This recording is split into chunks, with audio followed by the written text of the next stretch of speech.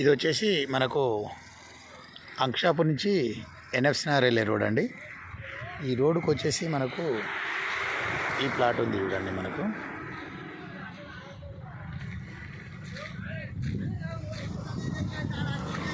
ఇది మనకు 336 గజాల ప్లాట్.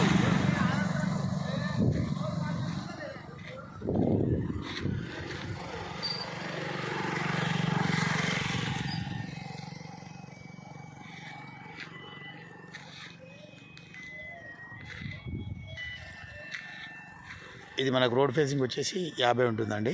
ఈ డాంబర్ రోడ్ ఫేసింగ్ వచ్చేసి ఈ డెప్త్ వచ్చేసి మనకు 60 ఉంటుంది.